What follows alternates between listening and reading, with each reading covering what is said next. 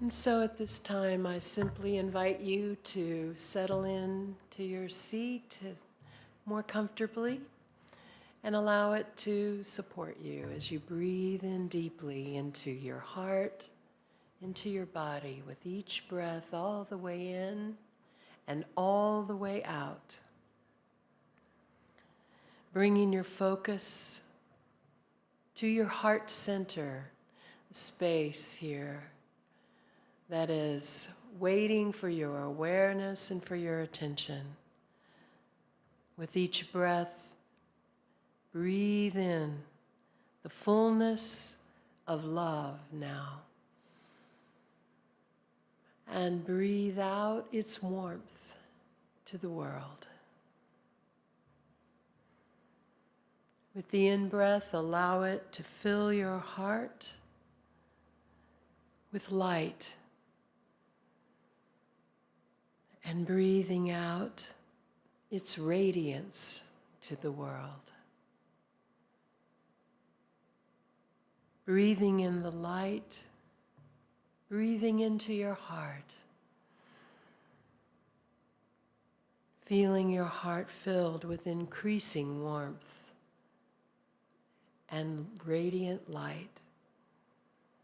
Feel it expand with each breath, larger and greater than the space of your heart center, greater than the extent of your own physical body. Beyond that, surrounding you with each breath, light, love, warmth, radiance.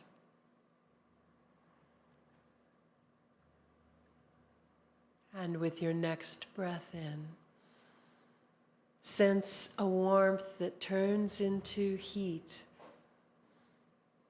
into fire itself, burning in the center of your being with an everlasting light and perfect warmth in the depths of your being from an infinite source. This is who you have come to be, a light in the world, on fire, to be who you are now, what you are here to bring to the world, what is yours to do. Invite you now to breathe in again and listen deeply in the depths of your heart to what is yours to do, to be, to see, to speak.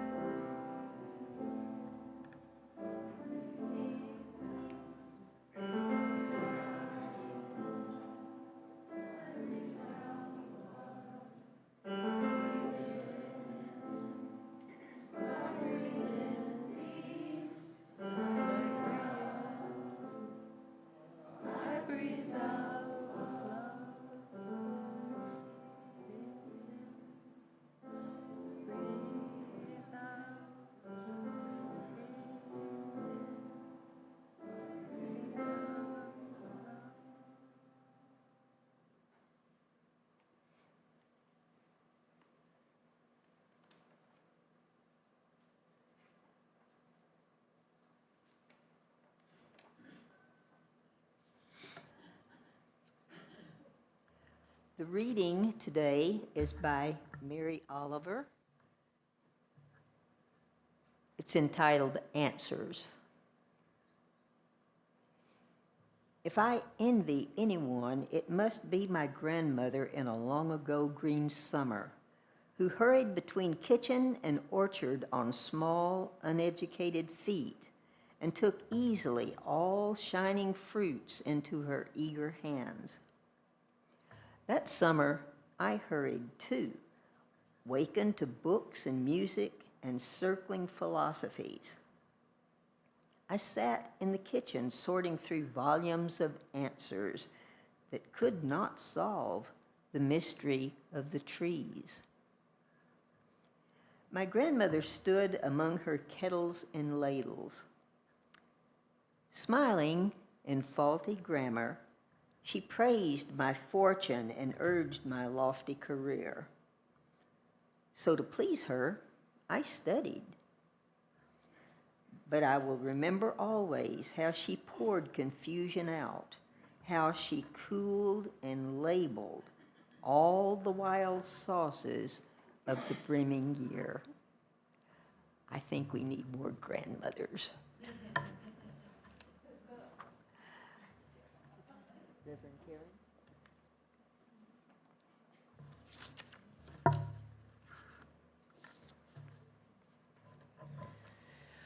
I called this talk What the World Needs Now, with all of the hubris of assuming I know, but to tell you what I see and what I'm urging in the world, what I'm trying to do myself. Because the events of recent times nationally and worldwide has fostered greater fear, and as we hear, some suffering, some concerns, a sense of alienation from one another, which has been going on for several years now. We're living in different worldviews, in different realities, and the effects of that in a democracy are showing their wear and tension. Changes to our institutions and policies are challenging our rights as citizens and how we treat human beings in our country. Who are we as Americans is a question we all must examine and ask ourselves. It's a question we must answer for ourselves. Because democracy requires participation, and we are all called upon to consider what is important to us and what do we value. What do I think is important? What matters to you? How then shall we act in accordance with our democracy? You see, as we mature spiritually and emotionally and heal issues in our life, throughout our life, we become more balanced and peaceful, more capable, more mature, more able to see beyond our own needs and to that of those around us, and able to share ourselves authentically in service to others and to the world. It is, in fact, exactly what our soul's purpose is, to serve the world with our gifts, with our being, with what matters to us. That is why we're here. We don't have to get agreement from anyone else. We merely need to tap into what is in your own soul, my own soul. Service comes from a stronger drive within us than ever before, I think. And it becomes a matter of personal integrity. What our world needs are spiritually based, morally based people turned on to serve. Our world needs the true strength and courage of more love, understanding, and compassion, not the brute strength that fear invokes, not the rage we may be feeling. When we compartmentalize ourselves and only share with those we think will agree with us, we are limiting and inhibiting our impact in the world.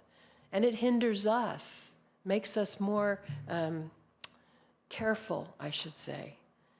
It is reserving display of our integrity and removing it for only certain areas of our lives, when actually the whole world needs our radiance, our life, our view, our love. Spectator spirituality is kind of what I call it, or spectator morality, where we stay in the bleachers and we cheer for our team and we boo and hiss for the others. That's no way to live, not at this time. Now, the world needs to see our integrity displayed in action, our capacity for openness and acceptance and compassion. Our focus, therefore, needs to be on how can my thoughts, words, actions align with the power of love? And I want to just say, when I speak of love, it is indeed my view of this and my experience of it is that it is a power within me and within you. It is a state.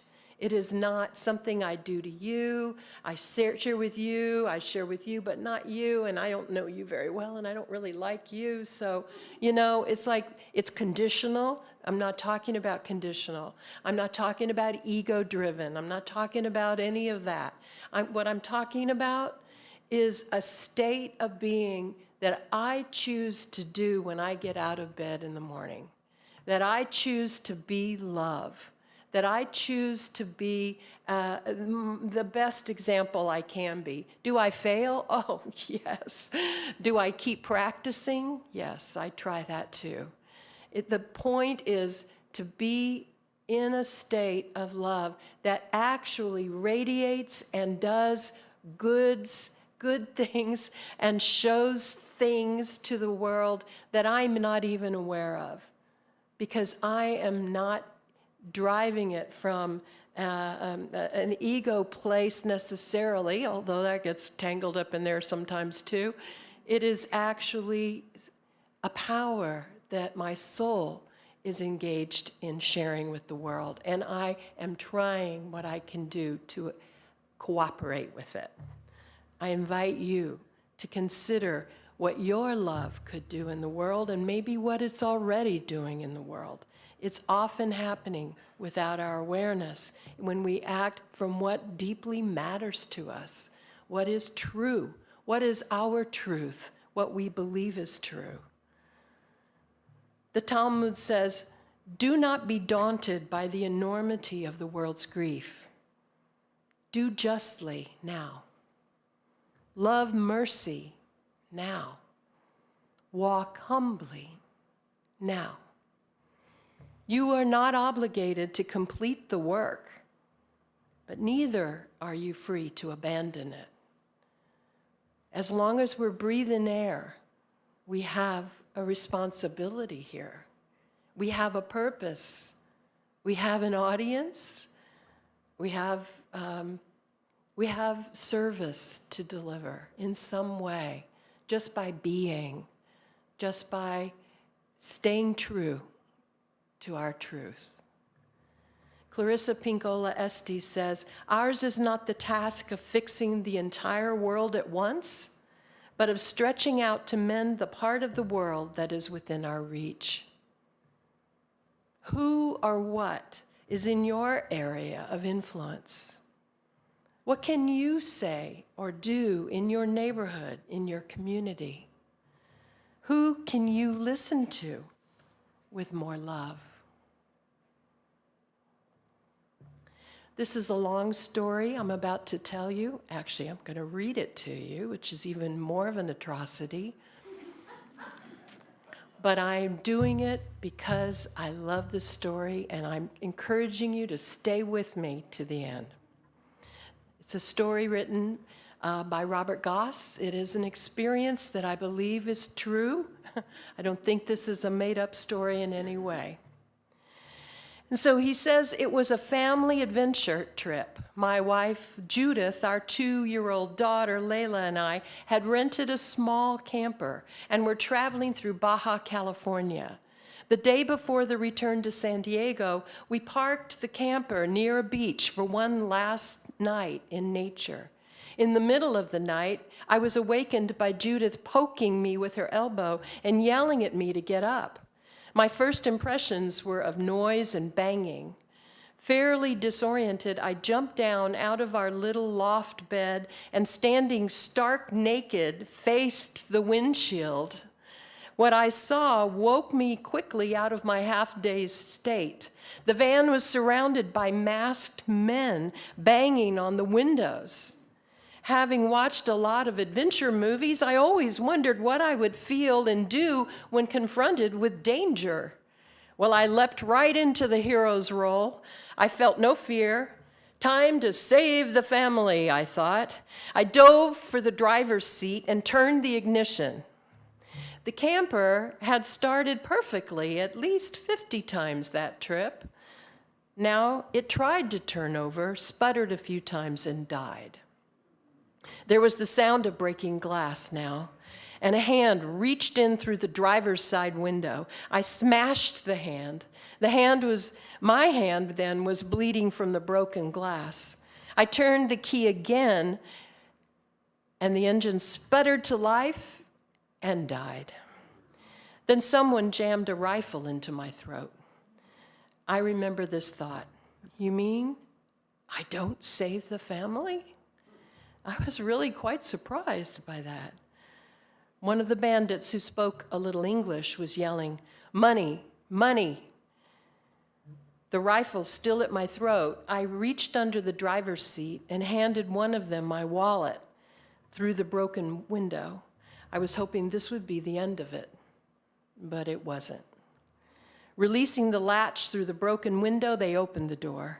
The man with the rifle pushed me hard and sent me sprawling onto the floor. They entered the camper. They had bandanas over their faces. There were 4.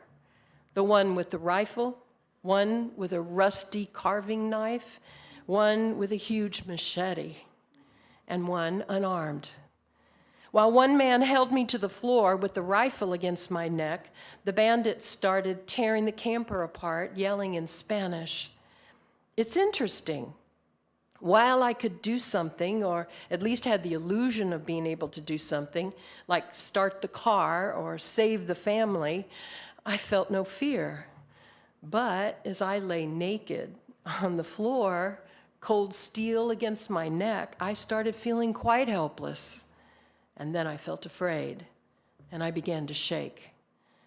Now, something happened I didn't expect. I was only a moment or two from losing it. In a fleeting shred of self-consciousness, I reminded myself that this might be an excellent time to meditate and seek guidance. I remember breathing into my heart and asking God for help. I quite clearly heard this passage from the 23rd Psalm. Thou shalt preparest a table before me in the presence of mine enemies. These words were met inside my head with, huh? I don't get that. Then I saw an image of myself serving the bandits a feast. I thought to myself, I'm living in a reality where bandits have attacked me, I'm resisting, and it's serious. Well, what if this wasn't so? What if they weren't bandits? What if they were old friends of ours come to visit us from out of the cold desert night? What if I were glad to see them and welcome them as I would honored guests? What if I prepared a table before them? While one aspect of me was busy fantasizing horrendous things that could happen next, a clear, quiet space opened inside that was intrigued by this new possibility. These two are children of God. How many times have I declared that my purpose is to serve others? Well, here they are. I looked at the bandits from this more heartfelt awareness. Wait a minute. These aren't bandits. They're kids. It was suddenly apparent that these bandits were quite young, obviously inexperienced, and rather inept. They also seemed nervous. Their violence and yelling seemed more a product of their fear than their power. And also, in their thrashing about, they were making a terrific mess of things and losing a lot of the good loot, actually. In a rather bizarre flash of insight, I saw that serving a table in this moment meant to help them do a better job of robbing us. I turned to the young man who spoke English and said, "Hey, you're missing some of the best stuff. Under that pile over there is a very nice camera." Now, I'm going to pause for a moment because some of these items that you'll be hearing in this band is to remind you that we're talking probably 1980s. So some of the things that he's giving are actually very timely and very good things, but they sound ridiculous to us right now. But that's my pause. He gave me a peculiar look. He yelled something in Spanish to one of the other young men who found the camera buried where I had pointed. 35 millimeter, see what I mean? Takes great pictures, I offered helpfully. I spoke to the English-speaking man again. "Your friends are making such a mess, you're going to miss things. I'd be happy to show you where all the good stuff is." He looked at me strangely again. My responses were clearly not matching his script for bandits and victims. As I pointed out other items and their hiding places, his suspicion gave way. I offered to get things for him and his friends. And the next thing we knew, it was show and tell. "Nice guitar." I demonstrated a few chords. "Who plays? Hey, do you want it?" "Sony Walkman." See what I mean? "Headsets, batteries, some tapes. Who wants it?" I thought about the Native American giveaway. I realized that given our respective access to money, it seemed right somehow that they should receive our goods in a kind of balancing of wealth, as it were. I began to enjoy the feeling of gifting them rather than being robbed by them. I tried to think which of our possessions they would most enjoy. My English-speaking friend increasingly began to play a calming role with the others, and soon I had given away everything I could think of. I thought to myself, what's next? Then I found myself spontaneously asking, "Would you like something to eat?" The English-speaking young man translated, and 4 pairs of incredulous eyes looked at me as I proceeded to open the refrigerator. Now I realized we had a cultural problem. As I surveyed the shelves of tofu, sprouts, yogurt, and nut butters, I had the sinking feeling like when you're hosting a dinner party and someone shows up on a special diet, you know? It was obvious that we had nothing recognizable as food. And then I saw a nice, red, delicious apple. Okay, well, that's normal food, I thought. I took out the apple and held it out toward the man with the machete. This felt like an important moment because in most cultures, the sharing of food is a kind of communion, an acknowledgement of friendship or declaration of peace. And as I continued to hold out the apple toward him, I sensed him struggling for a moment in his own way, letting go of the roles in which we had met. And for an instant, he allowed himself to smile and took hold of the apple. As our hands met on the apple, I felt a subtle exchange of energy. Well, now, we had given presents and shared food. The English-speaking man said we were going for a ride. Now the fear came back. I didn't know where they were taking us. If they were going to kill us, this was as good a place as any. They didn't seem competent enough to pull off a kidnapping and ransom. I suggested that they take the car and leave us here. We were in the middle of nowhere, but anything seemed better than going driving with them. We exchanged views on this several times, and then all of a sudden they were back to threatening me with weapons. I got it. As soon as I switched back into fear mode, they became bandits. Okay, I said, let's go. I climbed in the back next to Judith and Layla, and away we went. I had my pants on now, which further improved my state of mind. And as we drove, I planned how I might open the door and push Judith and Layla out if we slowed down near people. And then I asked myself, what would I do if I were driving along with my honored guests? Why, sing, of course. So Judith, Layla, and I started singing. Listen, listen, listen to my heart's song. Listen, listen, listen to my heart's song. I will never forget you. I will never forsake you. I will never forget you. I will never forsake you. They seemed to like the singing. We did too. Then I realized I was failing to be a good host. They didn't know any of the songs we were singing, and they were in English. And so I thought for a moment. Guantanamera, Wahira, Guantanamera, Guantanamera. That did it. They began singing along. The energy came together. No more bandits and victims.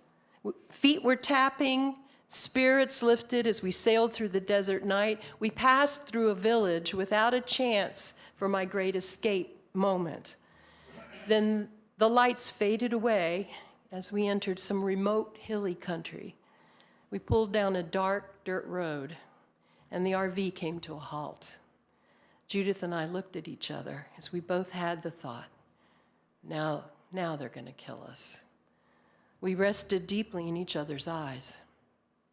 Then they opened the door and began to get out.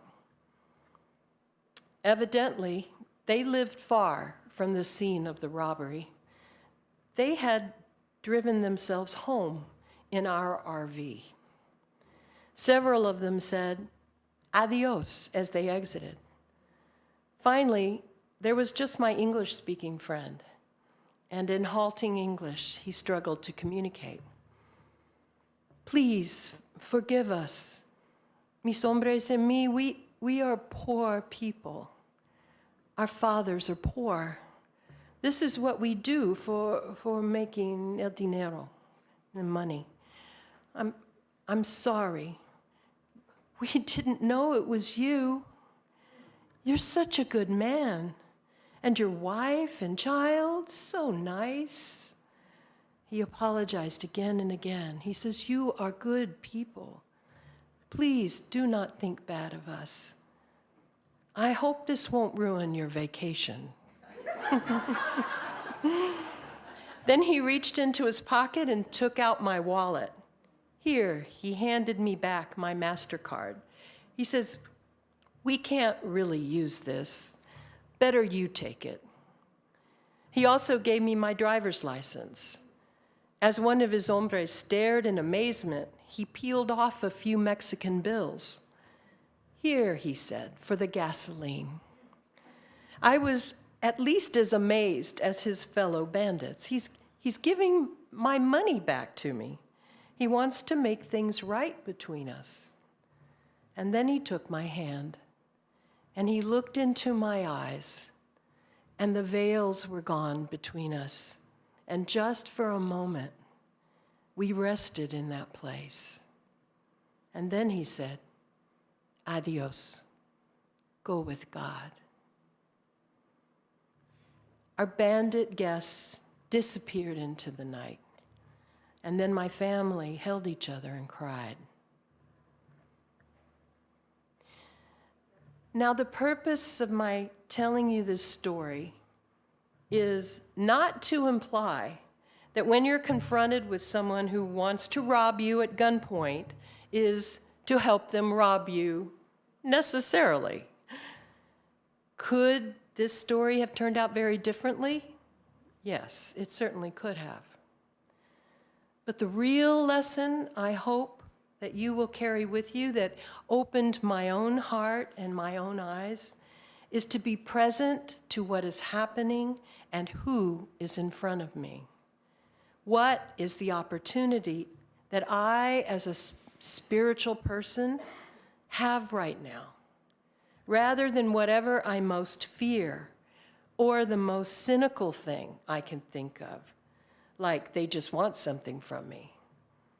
That advice applies to everyday life, in the most routine, banal encounters, like in the grocery store or convenience store. Who is this person really that's helping me? And how can I serve them in some meaningful way with respect and consideration in the little time that we will have? Tikkun ha'olam is a Jewish teaching and Jewish mysticism. It means repair the world. To save a single life is to save the whole world, the Talmud says. What does the world need now? Well, Howard Thurman had an answer. He says, don't ask what the world needs. Ask what makes you come alive and go out and do it, because what the world needs is people who have come alive. The world needs you, your compassion, your understanding, your love. How? Not with superhero qualities, but with our shared humanity. That is our superpower. Look beneath the labels and our judgments and see our neighbors, those who see the world differently than we do, maybe even live in a different world than we do. After all, as Ram Dass says, we are all just walking each other home. You are what the world needs now. Go be it, and please do your best to repair the world.